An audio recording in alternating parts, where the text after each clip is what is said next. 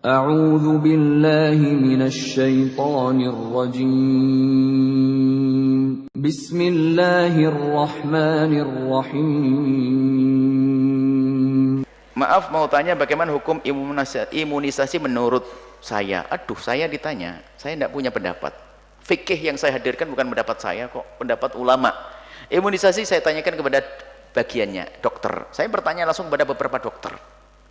Dan banyak dokter saya, dokter, Anda mengimunisasi anak Anda atau tidak? Saya imunisasi. Wah, kalau mengimunisasi itu tidak baik, ngapain dokter mengimunisasi anaknya? Memang di sana ada juga lah ini dari kalangan dokter yang mengatakan imunisasi adalah upaya dari orang di luar Islam ingin merusak dan sebagainya. Itu juga kata dokter. Berarti khilaf bainal atibba. Jadi perbedaan pendapat di antara para dokter. Anda boleh ambil pendapat. Kalau Anda tidak imunisasi harus diberi apa kiranya yang sekiranya anak bisa karena dokter dengan dokter juga berbeda dalam hal ini. Bahkan dokter anak yang selama ini saya temui dan juga saya juga dengar informasi itu. Tapi Anda imunisasi anak Anda, saya imunisasi. Oh ya sudah. Bahkan bukan sekedar diyakini, tapi diamalkan. Berarti ini khilaf di antara atibak. Saya tidak mengerti masalah ini. Atibak dokter yang bersangkutan, dokter juga mengerti. Mereka belajar. Mereka juga bukan orang yang buta informasi. Menggunakan imunisasi. Maka ibu kalau ingin imunisasi, ya mintalah perlindungan kepada Allah. Semoga Allah menjaga secara benar imunisasi. Kemudian jika mendengar dari dokter, dan ini juga diinformasikan, dan kami juga duduk dengan beberapa tokohnya tentang imunisasi, bahwasanya adalah upaya-upaya dari musuh Allah. Jika benar seperti ini, harus ditinggalkan. Kemudian kita tanya, apakah ada imunisasi yang syar'i? Oh ada. Nah itu yang kita butuhkan. Pokoknya imunisasi yang mungkin dari bahan-bahannya dibuat dari negeri sendiri, orang-orang yang bisa dipercaya dan sebagainya. Orang-orang yang bisa dipercaya. Sebab impus saja kemarin dibuat di mana? Impus palsu itu kemarin. Untuk anak-anak ini. Masalah kepercayaan ini penting sekali. Kebohongan dari dunia medis itu juga ada. Baik, intinya bahwasanya dokter pun tidak sepakat dalam hal ini, dan hakikatnya saya juga tidak tahu. Saya harus sampai kepada batas ilmu saya. Urusan saya adalah memberikan penjelasan kalau sudah pakarnya menjelaskan.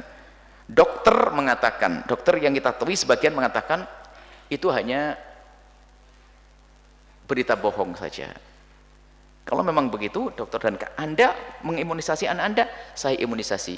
Maka kalau begitu berarti ini adalah omongan sebagian para dokter. Memang ada satu dokter, beberapa dokter menulis buku, dan saya dapat bukunya, dapat kiriman, dan saya sempat ngobrol dengan mereka.